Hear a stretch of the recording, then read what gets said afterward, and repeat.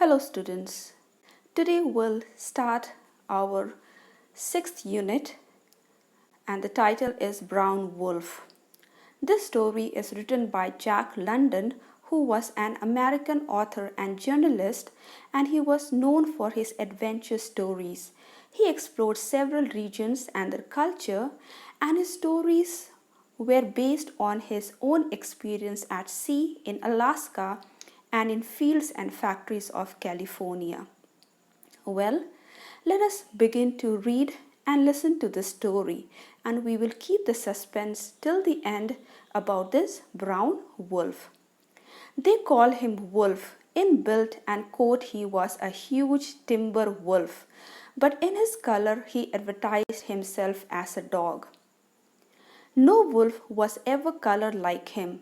He was brown, deep brown, red brown, a mixture of browns, and his eyes were twin topazes, golden and brown. So here, this particular dog or wolf, he looked just like a timber wolf. Timber wolf are wolf which have grey color coat, and they are found in northern regions of Northern America, and so he looked just like a timber wolf, but his color was like a dog. Brown, deep brown, you can think of all mixture of browns, and his eyes were like twin topazes. Now topaz is a precious stone which is yellow in color.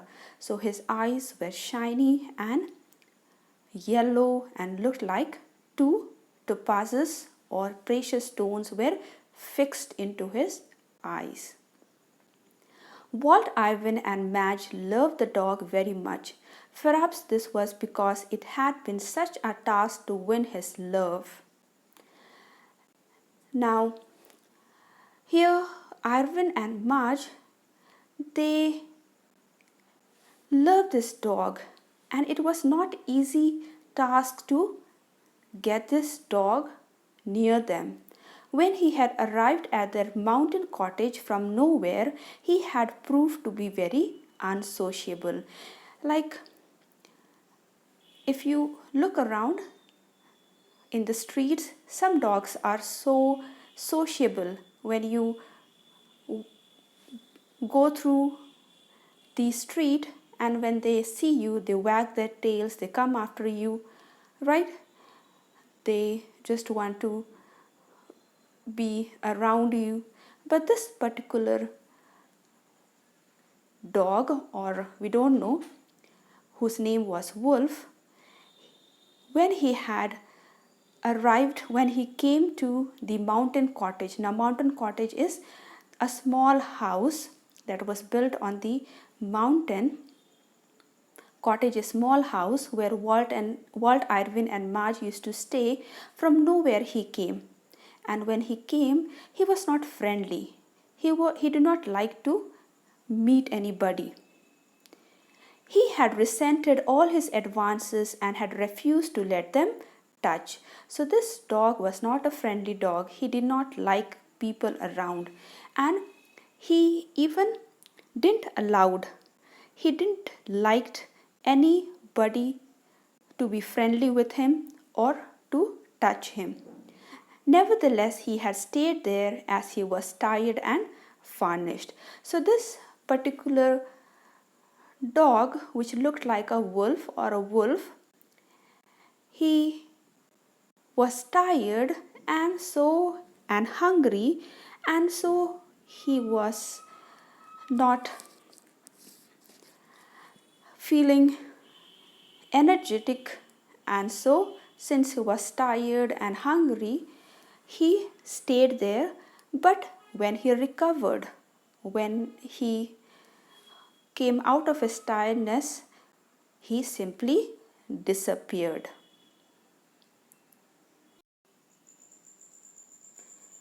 And this would have been the end of him if Walt had not spotted him along the rail line and brought him back to the cottage. Walt then got a metal plate made on which was written, "Return to Walt Ivan, Glenn and Ellen, Sonoma County, California," and attached it to a collar strapped about the dog's neck. So every time he disappeared, he was caught and returned. So this particular dog, he had arrived from nowhere to Walt Ivan's and Mad's cottage, and he did not allow them to touch. He was not so friendly, and then it was very tired, and when he regained his energy, he ran away somewhere. And maybe for days, many days, they were not able to find him anywhere. And now one day, when Walt was maybe going to his workplace or maybe going to market or to meet his friend, he found this particular dog who they had named Wolf was along the railway line, and that was very dangerous. And so luckily Walt, he saw this dog and he brought him back to the cottage. And after that they put a metal plate like the dog name plate, and so with the name they sticked the address, "Written to Walt Ivan, Glenn, Ellen, Sonoma County, California." And so every time this dog got disappeared, anybody who found it, they returned the dog to the address the address which was written on the collar strap of the dog's neck. The remarkable thing about his disappearing was that every time he fled, he went north. Homing instinct was what Walt thought about it. So here, every time this dog ran from the house, he always took the direction of north. Now, what we had talked about this dog earlier, that it looked like a timber wolf, and the timber wolf are the wolves who stay in the north, who are mostly found in the northern regions of North America. So every time he ran, every time he fled, where did he went? He went towards the north. So naturally, when you see the natural feeling that this dog had, he always went towards the north. So Walt thought that maybe this was his homing instinct. Homing instinct means a natural feeling that animals, they come back home or they go to their home. Like if you have any pet or if you have cow and you leave it for grazing, and then by evening they by themselves come back home. So it is homing instinct. So Walt thought maybe this dog is a timber wolf, and that's why it always runs towards the north.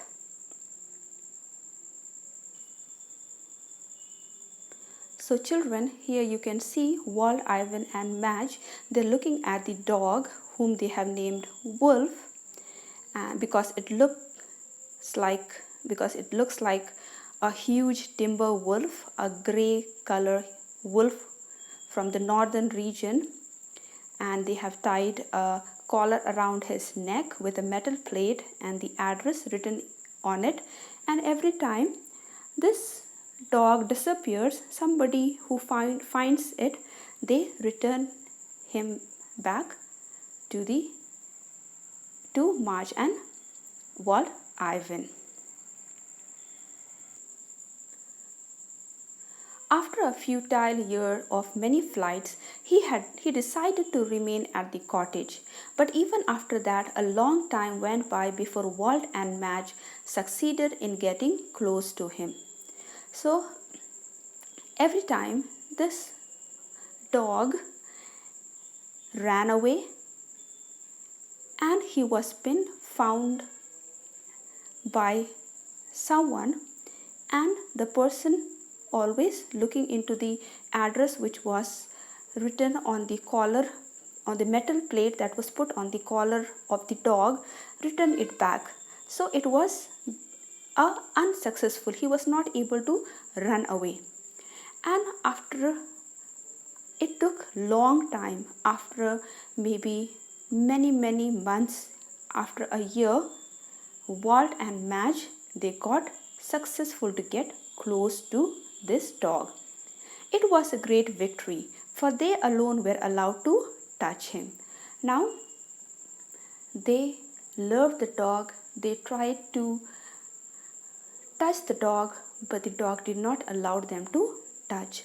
But after such a long time, he allowed them to touch him. And here it says that it was only Walt and Marge who were allowed to get close to him.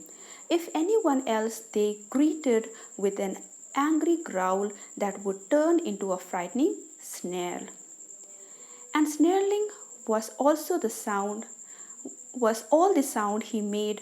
No one had ever heard him bark even once. So it was only Madge and Ivan who were being allowed to touch this dog. The dog allowed them to touch, but if anyone else other than them who visited their house or came to meet them, this dog or this particular animal, he only growled. Growled means gurrana.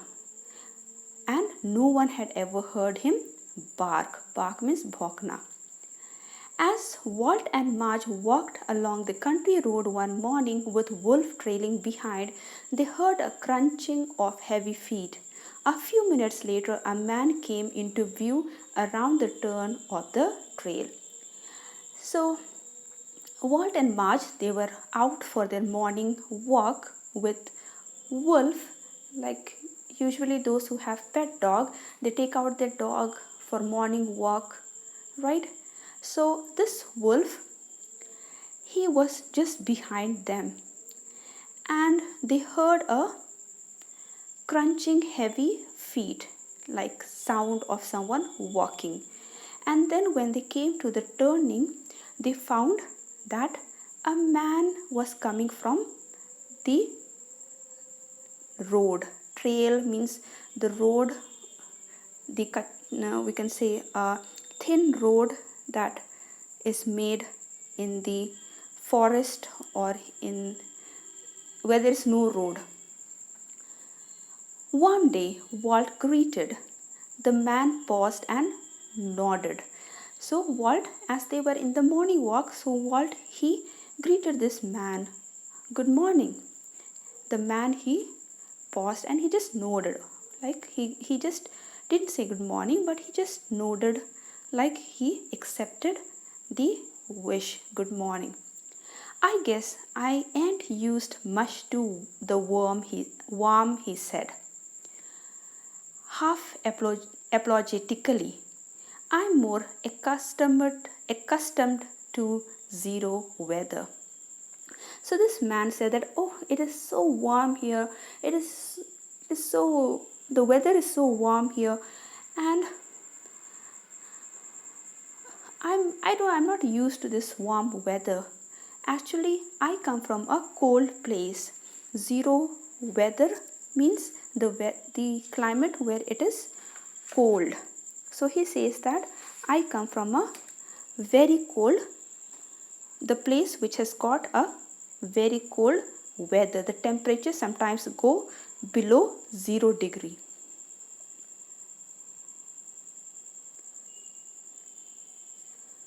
You don't find any of that in this country, Walt laughed. Should say not, the man answered, and I ain't here looking for it either. I'm trying to find my sister.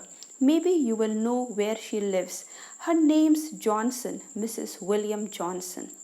So Walt, he just jokes and he says that you're not going to find cold weather in this country anywhere, because this country is the country with a hot and warm weather. And the man says that, oh, I'm not looking for the cold weather in this country. I'm just trying to find my sister. Her name is Johnson, Mrs. William Johnson.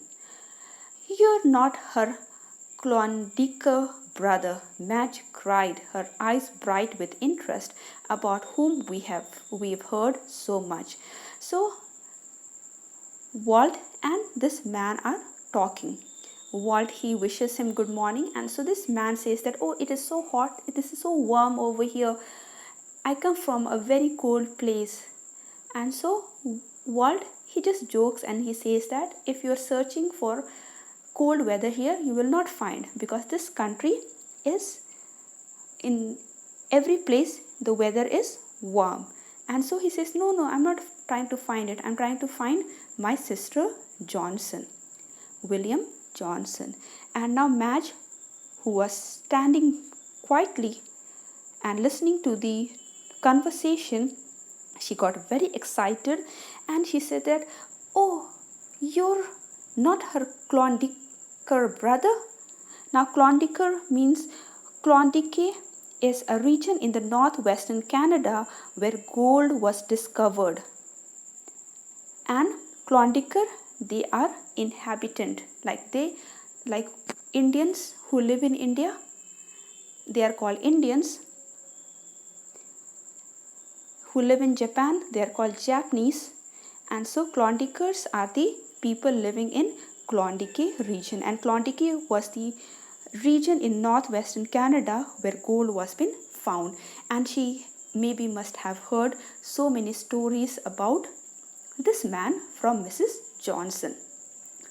Yes'm, that's me, he answered. My name's Miller, Skiff Miller. I just thought I'd surprise her. And so this man says that, yes, that is me. You have heard right. My name is Skiff Miller. And I just thought of surprising my sister, so I came.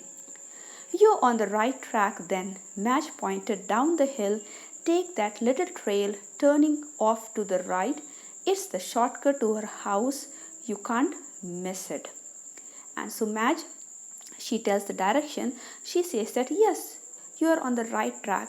Means you're going on the right direction.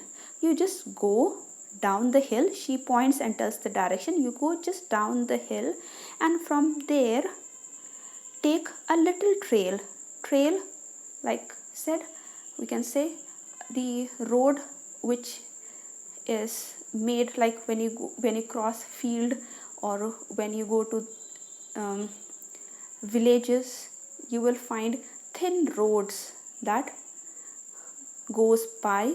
It is not actually road made by someone, but people, they walk, and the road, a thin road comes out. So she says that you take the little road or little trail, and then you turn to right, and then you will be able to reach her house, because that is the shortcut way. And she says that, I think that you understood. You can't miss it. I think you understood the direction that I told.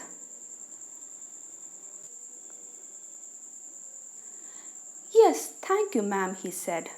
So now this man, whose name was Skiff Miller, he said, thank you. Yes, I understood the direction. It was at this juncture that Wolf, who had been walking a little away from them, nosing through the bushes, trotted into view. So as this man started walking, at this juncture, means at this particular point, this dog, whose name was Wolf, Madge and Ivan, they had named this dog Wolf, and who was walking behind them, just turned through the bushes and walked with quick steps. Trotted means walked with quick steps towards them. Skiff Miller saw the dog, and a look of great wonder came into his face. Well, he said slowly, At the sound of his voice, Wolf's ears flattened down and his mouth opened in a laugh. He trotted up to the stranger and first smelled his hands and then licked them with his tongue. So now this wolf at this point just came turning from the bushes and came into view. They were able to see this dog which was just behind them. And when Skiff Miller he saw the dog, his face changed and he said, "Well, well." And when he said this, listening to this sound, Wolf's ear flattened and it opened its mouth like laughing. Actually, it was not laughing, but opened its mouth like so excited and laughing, and quickly walked. It walked with quick steps, trotted up to the stranger. Now this Skiff Miller was a stranger because he was not from that village. And this dog first smelled his hand and then licked them. Madge was amazed. We never saw a wolf make up to a stranger before.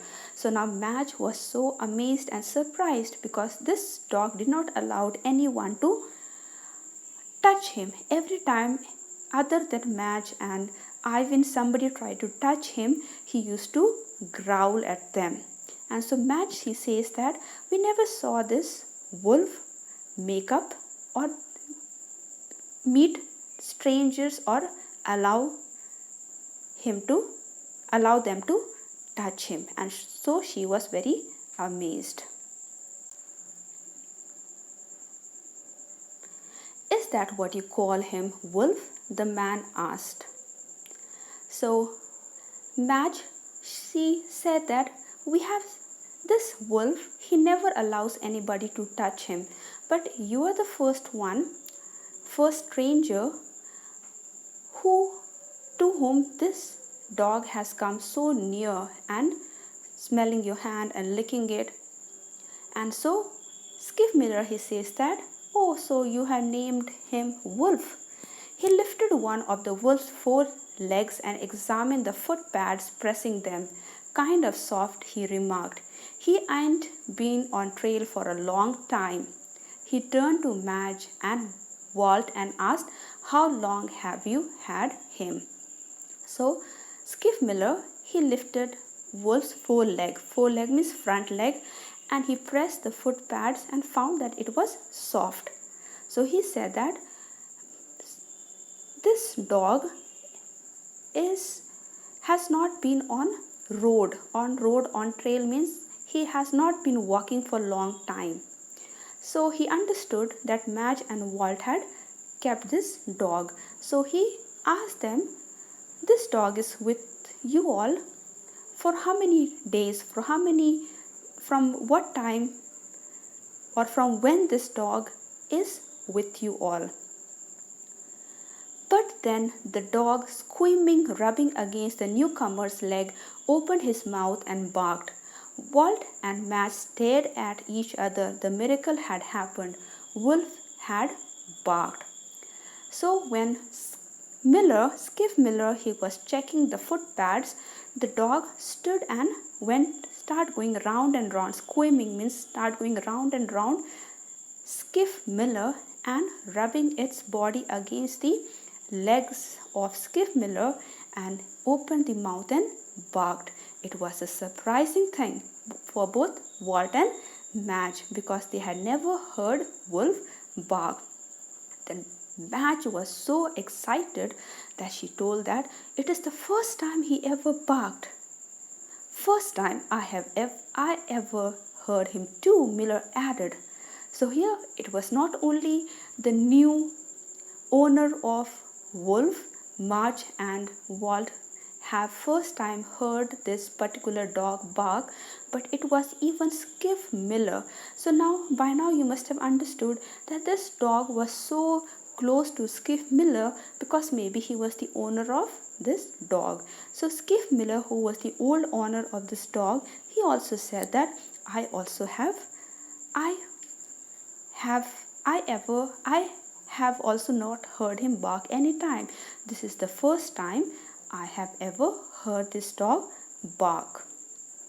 So children, here you can see this dog who was named Wolf by Ivan and Madge comes with quick steps towards the stranger Skiff Miller, and Skiff Miller is checking the footpad, and the footpads are so soft, and then he understood that this dog has got a new home. He's staying with Walt and Madge, and so he turns to them and asks them for how long is he staying with them.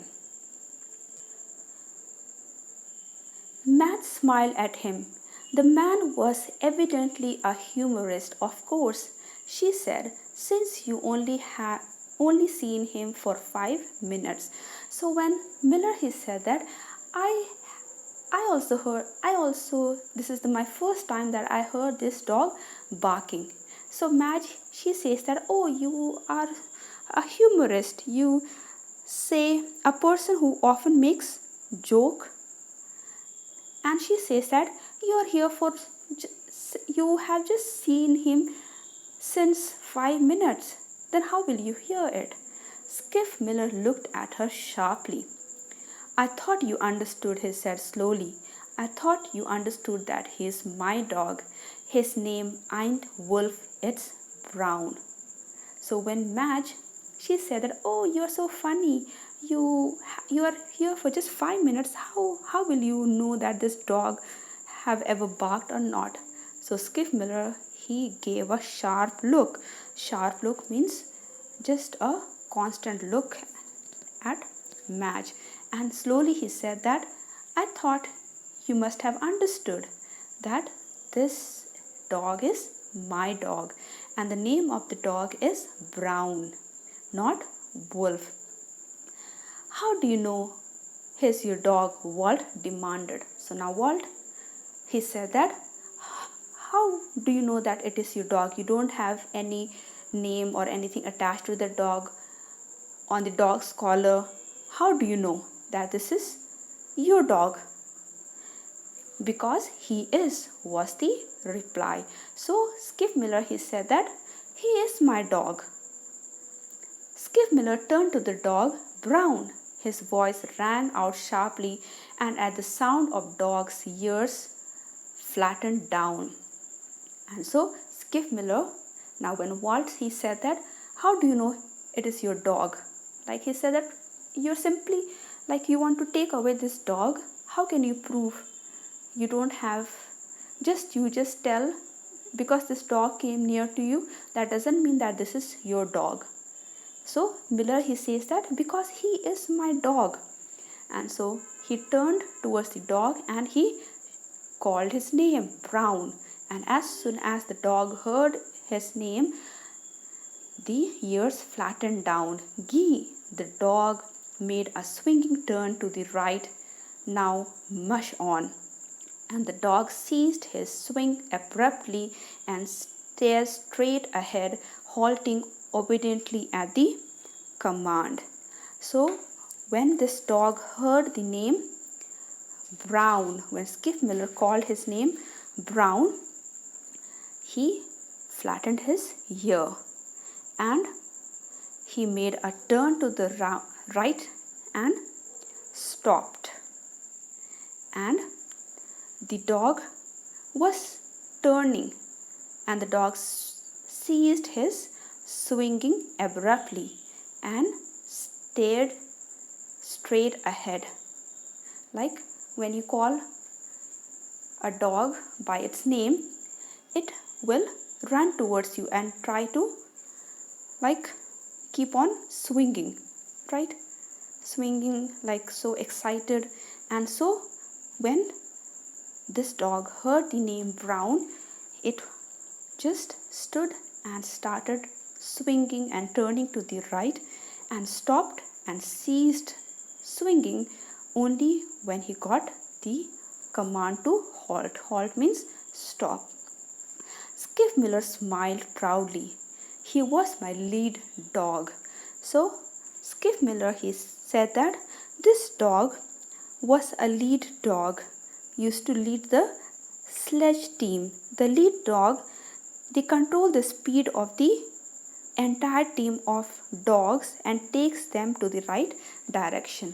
Now, if you have seen the in the cold areas where you have snow, there you have got dogs who pull the sledge. So this particular dog, whose name was Brown, was a lead dog, was from the group. He used to control the speed of the other dogs and tried and help them to take the sledge towards the right direction.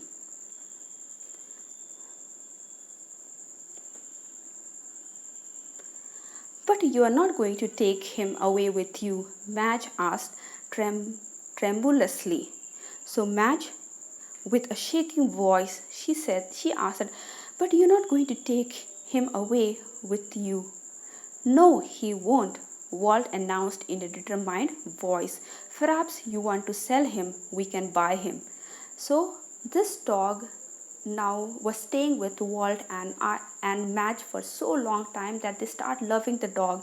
And so Madge, with shaky voice, she asked that you're not going to take the dog with you, right? But Walt, he had a determined voice. He said that no, he is not going to take the dog. He said that if you want to sell the dog, you sell, we can buy the dog. Skiff Miller shook his head and said, I reckon there's nothing in sight to prevent me taking the dog right here and now, and I ain't a selling him. So Skiff Miller, he says that I reckon means I think now there is nothing to stop me. To prevent means to stop me taking the dog right from here, because this dog is mine. The dog came running to me and the dog knows its name, so there is no way that anybody can prevent or stop me from taking the dog, and I am also not selling the dog. But what about the dog? Madge cried. Have you considered the dog? Now Madge, she didn't want to let the dog go so easily. So she's now saying that, okay, you want to take the dog, but ask the dog, what does the dog want? Skiff Miller looked puzzled. Like, what is this lady saying? Ask the dog where it wants to go, as if it is a human being and will say that I want to go here, I want to go to Skiff Miller, or I want to stay with Madge. So Skiff Miller, he looked so puzzled that Madge, she said that you ask the dog where it wants to go. Maybe the dog has some choice in the matter, Madge went on. Now Madge didn't wanted to lose the dog, and so she starts saying that you have to give choice to the dog, because now dog has to decide where he wants to go, because the choice of the dog matters. Maybe he has his likes and dislikes. I have never entered your mind that possibly it has never entered your mind that possibly he would like to stay here and not go back. So Madge, she didn't want to lose the dog, and so now she speaks up and says that doesn't the choice of the dog matter? You ask the dog where it wants to go. The dog has his own likes and dislikes. He has got his own desires. You have not gone inside the mind of this dog. Maybe this dog wants to stay here and this dog never wants to go back. This was a new way of looking at it, and Miller was clearly debating about it in his mind. So Miller, he was thinking in his mind that, oh, this is something very new. That how can we ask the dog where it wants to go? Does it want to go with Skiff Miller, or it wants to stay with the new owners, Madge and Ivan. And so he was just thinking. He was debating about in his mind. Debating in his mind means he was thinking whether it is right way to let the dog decide where it wants to go. Madge realized he was unsure and used the opportunity and persuaded him that the dog had a choice. If you really love him, what would make him happy? Would make you happy too, she urged. So now Madge, she looked at the face of Miller and she saw that he was still thinking. And so without wasting time, she said that give the dog the choice if you really love him. I think what the dog will be happy, I think you will be happy too. Miller thought for a while and said slowly, your remarks, ma'am, have some weight in them. We'll let him choose whatever he says goes. You people stay right here. I'll say goodbye and walk off. So Miller, he says that, yes, I think you're right. We should give the dog choice. And so he says that we'll let him choose where he wants to stay. Does he want to stay back here, or does the dog wants to come along with me? And so he says that you both stand here and I'm going to turn and I'll say goodbye and I'll walk off. If he wants to stay, he can stay. If he wants to come with me, let him come. I won't call him to come and don't you call him to back. So he says that, okay, let us allow the dog to decide where does the dog want to go.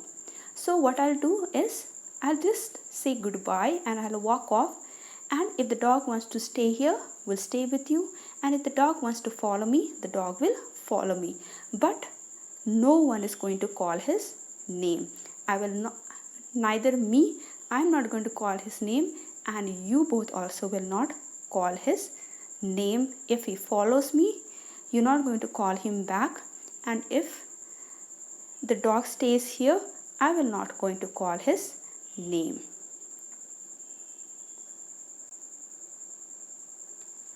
Fine, we'll play fair, Madge said. Well then, I might as well be getting along, Skiff Miller said in the ordinary tones of one departing. So Madge, she says that, okay, we'll have a fair play. Okay, let the dogs decide. Nobody is going to call the dog back wherever the dog goes, either follows you or the dog comes and stays here. And so Skiff Miller, he said that, well then, I'm just leaving. I might as well be getting along. So he says them goodbye in a very casual manner so that it will look very natural to the dog, and the dog would think that he was actually leaving them and going away from them. And so as Skiff Miller he said goodbye, at this change in his voice, Wolf lifted his head quickly. So when Skiff Miller in ordinary tone, he just was saying that goodbye, casual goodbye, okay, goodbye, I'll go now. So when he was just saying casual goodbye, and when he left and he was about to leave Madge and Walt, the wolf lifted his head and still more quickly got to his feet when the man and woman shook hands. So this dog, he was noticing that they were saying goodbye through the action. He sprang up with his hind legs resting his forepaws on her hip and the same time licking Skiff Miller's hand. So when Madge and Skiff Miller, they were shaking hands, he sprang on his hind legs. He stood on his legs and he rested his paws, the four paws, the front leg on Mad's hip, and hip means on Mad's hip means kamar. So he rested his forepaw on Mad's hip, and the same time he started licking Skiff Miller's hand. When the latter shook hand with Walt, Wolf repeated his act, resting his weight on Walt and licking both men's hand. So when Skiff Miller he shook hand with Walt, he did the same. Wolf he repeated the same thing, rested the weight on Walt and licked the hands of both men. It ain't going to be easy, I can tell you that, were the Klondike's last words as he turned and went slowly up the trail. So both Madge and Skiff Miller didn't knew what the dog will decide. So this dog was the dog of Skiff Miller, and so now it was the time to let the dog decide. And so for so long this dog stayed with Madge and Ivan, and so with a very sad heart, Skiff Miller he turned and he said that it is not going to be easy to leave the dog, because now the dog will decide. So we don't know whether the dog will go after Skiff Miller or will stay with Madge and Ivan. For some time Wolf watched him go. Then with a quick low whine he sprang after him, overtook him, caught his hand between his teeth and strove gently to make him pause. So Wolf for some time watched Skiff Miller go, and then quickly he jumped after him and ran so fast, came in front of him, overtook him, and between his teeth he caught his hand and he tried to make him pause, like he tried to make him stop.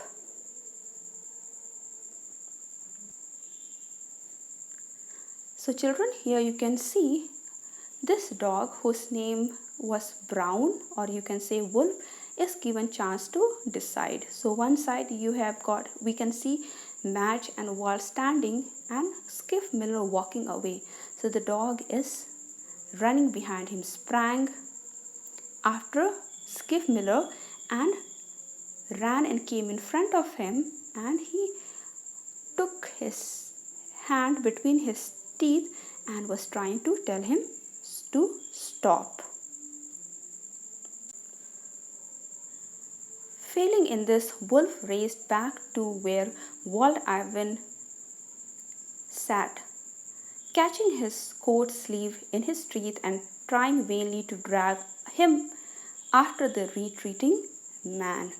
So when Brown was not able to stop Skiff Miller, who was walking away, he went running behind him, sprang behind him and held his hand between his teeth, caught his hand between his teeth and was trying to stop him, but he was not stopping.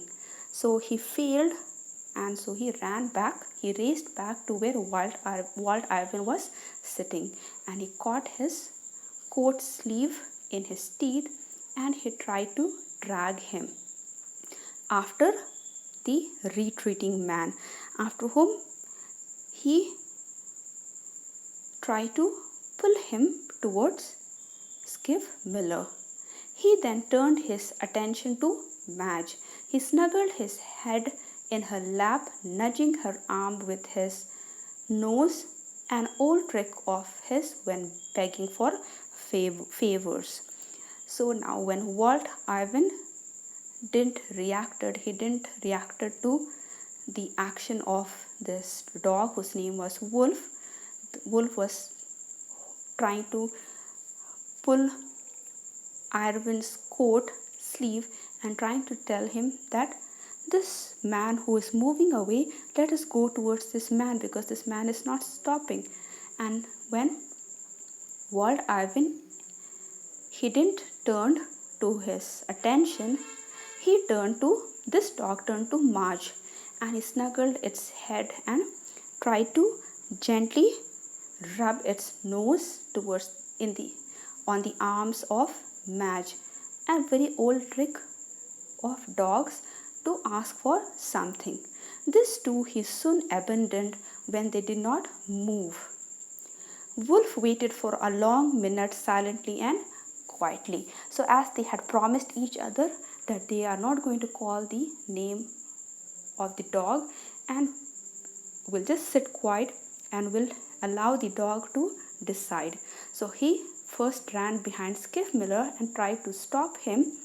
Then he raced back to Wolf.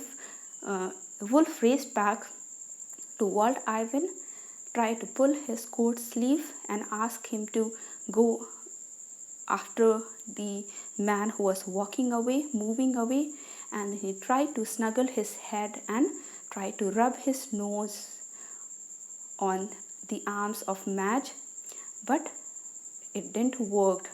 And so Wolf he waited for a long minute silently and quietly. Then he was on his feet. He had made up his mind. His eyes were fixed up the trail.